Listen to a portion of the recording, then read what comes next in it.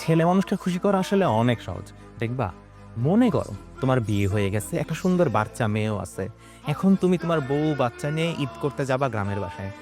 ভাই বেশি খুশি হইস না, মনে করতে বলছে কিন্তু।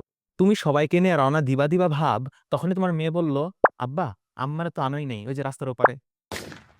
তুমি বউরে আনতে দিলা একটা দৌড়, কিন্তু হঠাৎ পায়ের তলের মাটি সরতে শুরু করলো। তুমি যাইতে চাচ্ছ একদিকে, মাটি নিয়ে যাচ্ছে আরেক দিকে। তোমার মেয়ে চিল্লাচ্ছে, আব্বা আব্বা, আম্মা তো ওইদিকে। কিন্তু তোমার তো অন্য জায়গায় সিস্টেম হয়ে গেছে, তুমি তো এখন নতুন আম্মা পায়ে গেছো।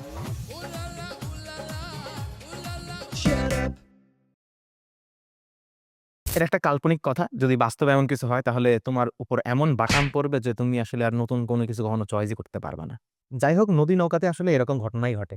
নৌকা যেই মাধ্যমের উপর দিয়ে চলে, সেই মাধ্যমটা কেন জানি সরতে শুরু করে। এখন ভাই আমরা সবাই এই জিনিসটা বুঝি যে এই মাধ্যমটা হচ্ছে পানি। পানি সরতে শুরু করে। এখন এই যে পানি সইরা যাইতেছে, এটারে আমরা বলি স্রোত। নৌকা বেটা নিজেও যাইতে চাইতেছে, আবার এই স্রোত এরে নড়াইতে চাইতেছে। দুইটা বেগ একসাথে যখন একটা বস্তুর উপর কাজ করে, তখন কি হয়? বুকের মধ্যে হাত রেখা বলো, বুকের মধ্যে থেকে চিক করে পারে বলে উঠবে লব্ধি। বেসিক্যালি নৌকার যে বেগ, এটার মানও দিক, আর যদি স্রোতের বেগের মানটা আমি যদি জানি, তাহলে ইজিলি আমি ঠাস ঠাস করে লব্ধি বাইর করে ফেলতে পারবো। একটু মনোযোগ দিও। এই যে লব্ধি, এটার কি আমি এক্স অক্ষ ওয়াই অক্ষে উপাংশে ভাগ করে ফেলতে পারবো না? ওই যে গতদিনের জসিমের মায়ের কথা মনে আছে? জসিমের যে মায়ের, অনেকে মনে করছে জসিম আবার কেমন মায়ের দিত। ভাই এটা এমন একটা মায়ের, যেই মায়ের খাইলে সবাই সাইন কস বলে চিক করে পারে ওঠে। যাই হোক, তুমি উপাংশে ভাগ করে ফেলাইছো। এখন এই দুটো উপাংশ কি বুঝায়? একটা হইলো কত বেগে সাইড ঘেঁষে সরে যেতেছে, আর একটা হইলো কত বেগে সে উপরের দিকে সরে যেতেছে। দুইটা কিন্তু দুই রকমের বেগ। ওহে বৎস, একটু বুকের মধ্যে হাত রেখা খেয়াল করো। যদি আমি এই নদীর প্রস্থ মানে উপর উপর দূরত্বটা জানি, তাহলে তো আমি উপর উপর বেগটাও জানি। তাহলে বেগ, দূরত্ব, তুমি কি সময়ের গন্ধ পাইতেছো? আমি তো পাইতেছি। টাইম মানে হচ্ছে দূরত্ব ভাগ বেগ। এখন আমি উপরের দিকে বেগও জানি, উপরের দিকে দূরত্বও জানি। ভাগ করে দিবা, খ্যাচাং খ্যাচাং টাইম বের হয়ে যাবে। এই টাইম হলো এই নৌকাটা কতক্ষণ ধরে নদীটা পার হইছে, সেই টাইম। এত ভুগিযুগি আসলে ভালো লাগতেছে না।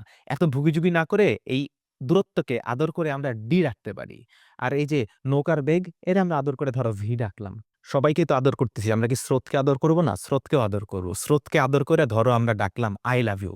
ওয়েট, স্রোত তো এত আদরের কিছু না, স্রোত তো আমার ঝামেলাটা তৈরি করতেছে এখানে।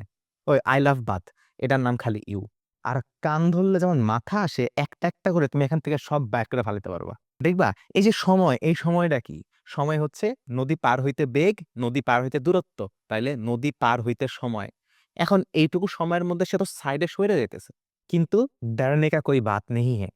কতক্ষণ সময় ধরে সরছে, এই সময়টাও আমরা কিন্তু জানি। আমরা সাইডে কত বেগে সরে যেতেছে সেই বেগটা জানি।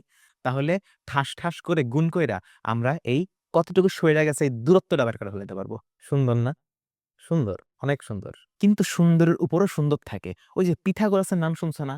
ওই যে অতিভুজ, ভূমি, ভুজুং ভাজুং বুঝাইছিল, ওই পিথাগোরাস। এই সমকোণী ত্রিভুজটা একটু লক্ষ্য করো। এইবার একটু লক্ষ্য করো। এই ত্রিভুজে তুমি ভূমি জানো, এই ত্রিভুজে তুমি উচ্চতাটাও জানো। জানো তো? অবশ্যই জানো। তুমি সব জানো, আমি জানি। অতিভুজ স্কয়ার ইকুয়ালস টু লম্ব স্কয়ার প্লাস ভূমি স্কয়ার, এগুলো তো তুমি জন্মের আগা থেকে শিখতেছো। তাহলে এই যে অতিভুজ, এই অতিভুজটা হইলো এই নৌকার অতিক্রান্ত দূরত্ব, সে কতটুকু দূরত্ব অতিক্রম করছে। তাহলে আমি কিন্তু নৌকা শিখাই দিছি। চায়নায় দেখলাম কিছু গাড়ি নাকি এখন পানির উপর চলা শুরু করছে। এসব গাড়ির অঙ্কও করা যাবে। ধরো তুমি আমার মতো গরিব, এই নৌকা গাড়িগুলোর টাকা নাই, তুমি সাঁতার কাটবা, সাঁতারের অঙ্কও সেম প্রসেসে করা যাবে।